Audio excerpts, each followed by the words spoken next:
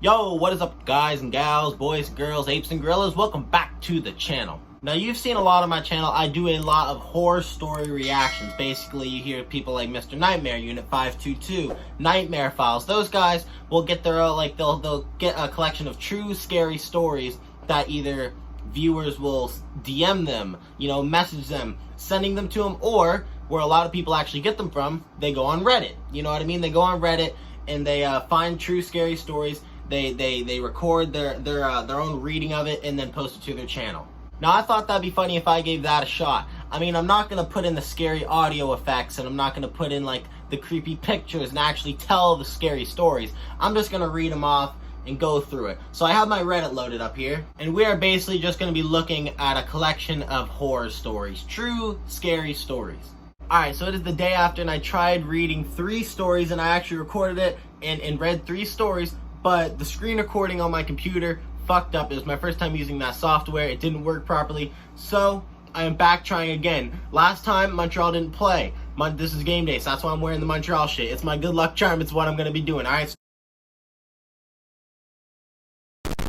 Just ignore that for right now. But yeah, so I got it all loaded up, and I'm not just going to read the same stories I read before and pretend like, oh, I never heard of them. I don't do that type of shit.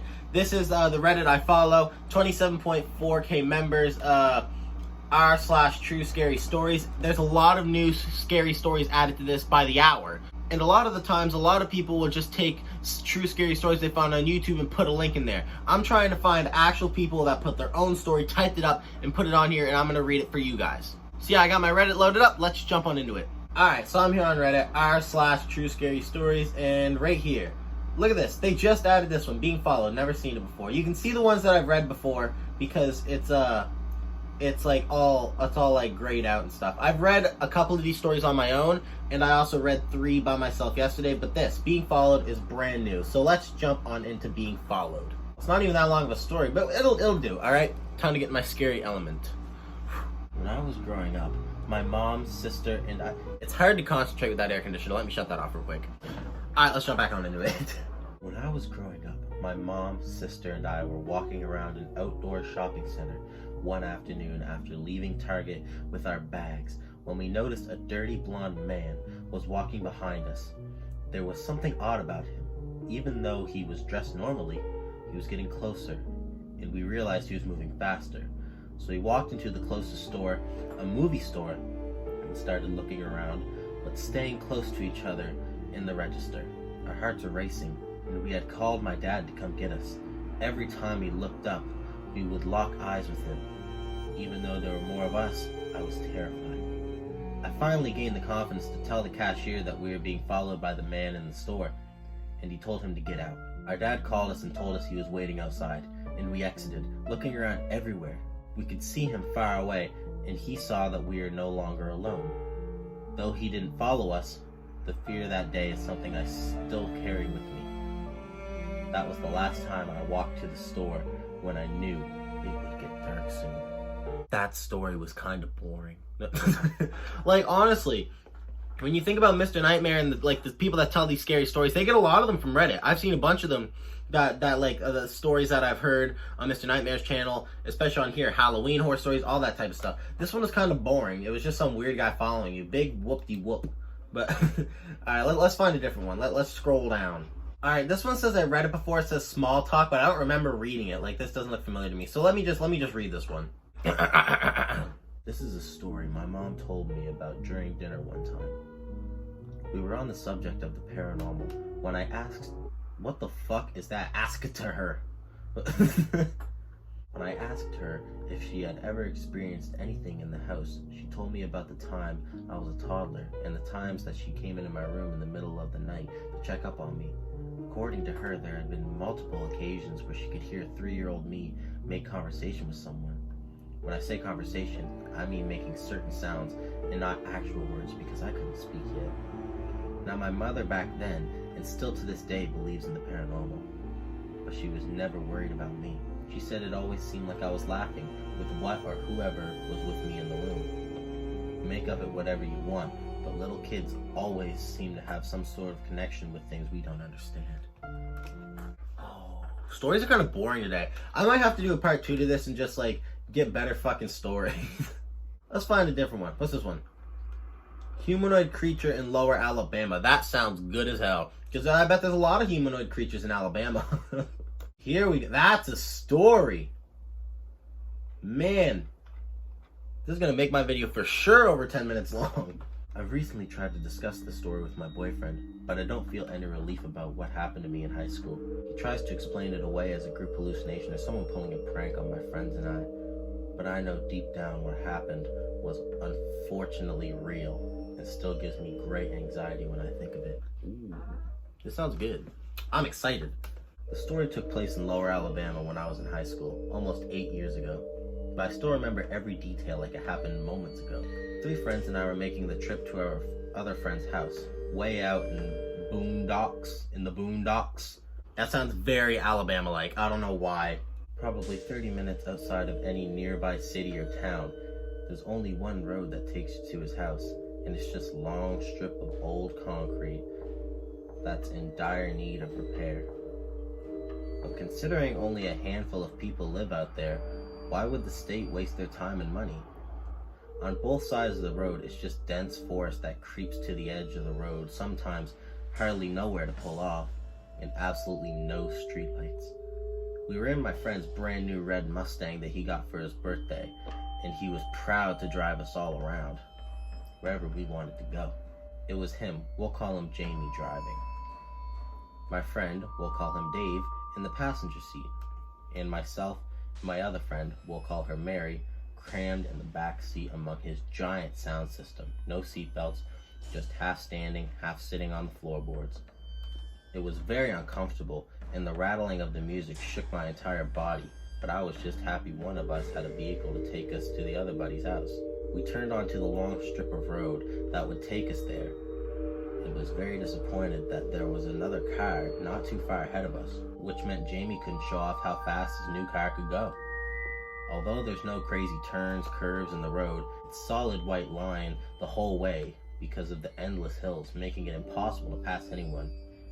We accepted that we'd have to go the speed limit, and Jamie finally turned the music down so he could talk shit about the tiny red Toyota that we'd been staring at the back of for about a half an hour.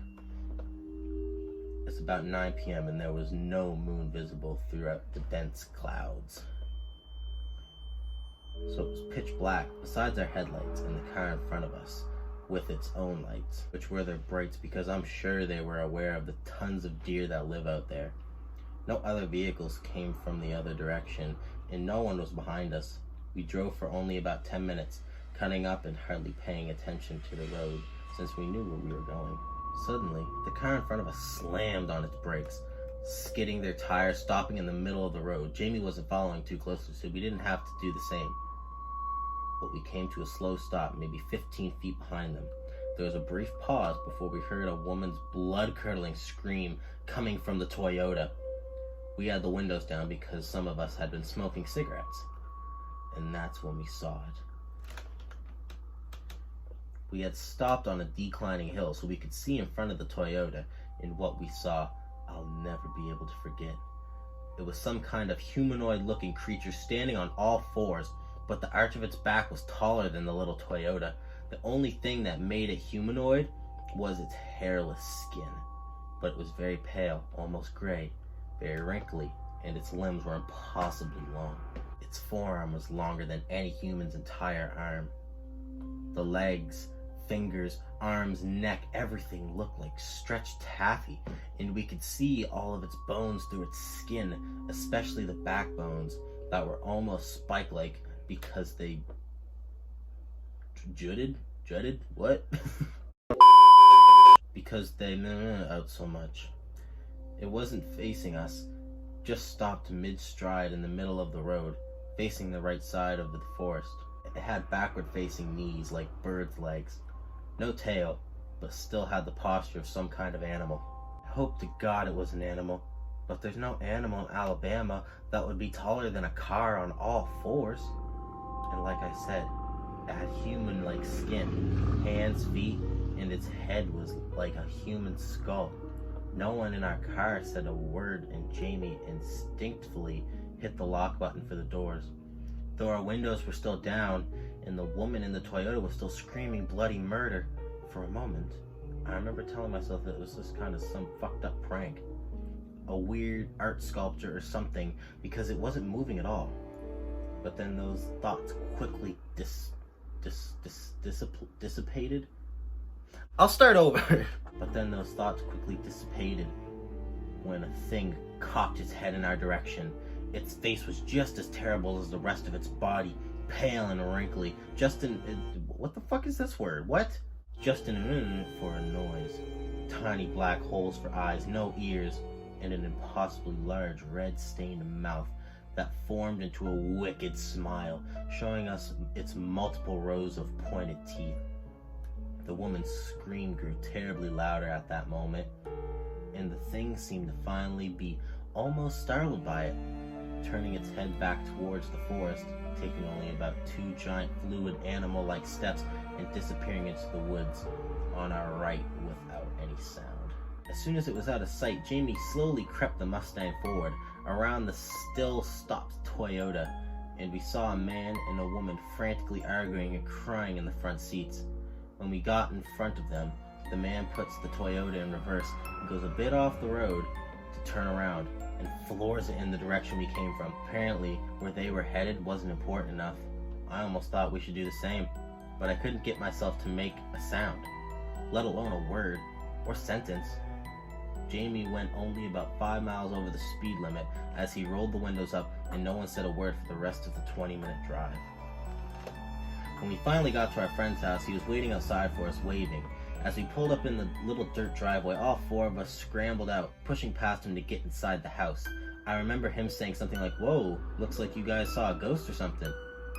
Dave turns to him with the most serious face and says, "Or something, yeah." We got inside, and part of me was still thinking that there was some sort of hallucination, even though we haven't drank or smoked that day at all. So being the artist of the group, I asked our friend for a paper and pencils. Without question, he retrieved them, and while sitting in his living room, I suggested that we also try to draw exactly what we saw before we tried to discuss anything. Sure enough, each of us drew the exact same creature and showed it to our friend before explaining the full story. He was horrified and took the drawings out back to a small fire pit and lit them ablaze. None of us protested because we never want a visual of that thing again. He asked us things like, have we been drugged, or were we pulling a fast one on him? But considering there were 2 other people that saw the same thing, and most of us were to the point of tears, he knew we weren't lying. He let us back inside, locked his doors and windows, and put on a movie to distract us, but we kept bringing it up, trying to make any sense out of it, and got hardly any sleep at all.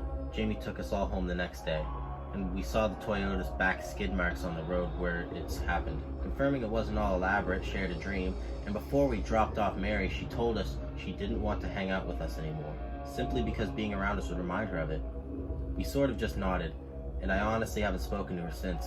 I rarely speak to the other 2 friends anymore, for other reasons, but a few times I've tried to bring it up to them, and they refuse to want to talk about it. I know they know what happened, it's just too painful for them to discuss, which is understandable. I hate talking about it to this day, and have only told 2 of my closest friends, and my now boyfriend, who's very opposed to any supernatural things, so you can understand why I didn't get any relief by talking about it to him. I never really believed in those sorts of things, either before that incident, but it's definitely changed my perspective a bit. Please let me know if any of you have seen something similar. I've tried researching it, and people keep saying it's a skinwalker, a rake, or a wendigo, but the descriptions never fully match up. I guess I'd just like to put a name to whatever terrible thing that prowls around Alabama woods. Ooh. 3 friends and I saw a giant humanoid. Oh, that's just the explanation. That was a good ass story, honestly. That's what I'm talking about. That's the kind of stories I was looking for. Now, see, I suck at reading. You can tell. The amount of things I have to edit and cut out, fixing what I fucked up saying. You know what? It's going to take me a long time, but that was a good ass story. That actually had me thinking for a little bit. But yeah, I hope you guys enjoyed the video. If you guys want me to do this again, make sure you leave a like, comment down below. Click the link in the description. Go to my gaming channel. Follow me on Instagram. All that type of shit. We just hit 1.1k subs. Let's go. We just hit 34 subs on the second channel. Let's make it to 40. But yeah, if you guys want to see me do this like how Mr. Nightmare does it, or actually try and tell the scary stories myself, like you like the way I told it, anything like that, leave a like, comment down below. Hope you guys enjoyed. Make sure you like, subscribe, and peace.